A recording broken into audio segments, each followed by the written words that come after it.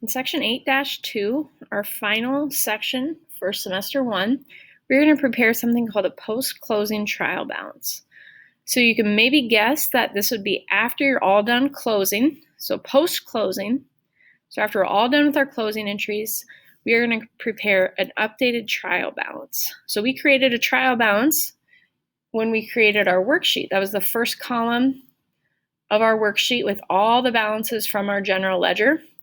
Now we're going to do an updated one for the end of the fiscal period. So post-closing trial balance is prepared after the closing entries are posted. And this is only going to include our permanent accounts, the accounts that roll with us from one year to the next, our assets, our liability, and our capital accounts. Remember, our permanent accounts, they come with us from one year to the next.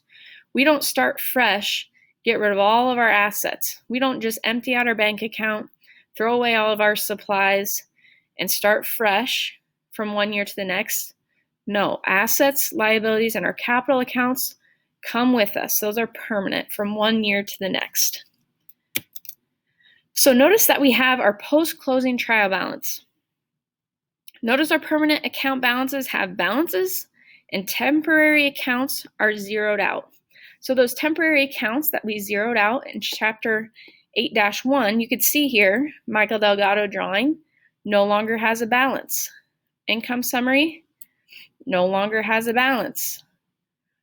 Notice that those accounts that we specifically closed out no longer have a balance. What we're left with is those permanent accounts. So here we have our sales with no balances, and then all of our expenses don't have a balance, and that was intentional. That's what we were doing in lesson 8-1. So here is a post-closing trial balance. Obviously much, much smaller than that trial balance in our huge worksheet that we prepared, because we only have a few accounts that still have balances. So our post-closing trial balance, you might guess that we have our 3-line heading up there at the top. Notice that it's for a point in time, January 31st of the current date. And then all of those permanent accounts, our assets, then our liabilities, and our capital account are included, and they balance. So this is our post-closing trial balance. These are the accounts that are going to come with us as we go into the next fiscal period.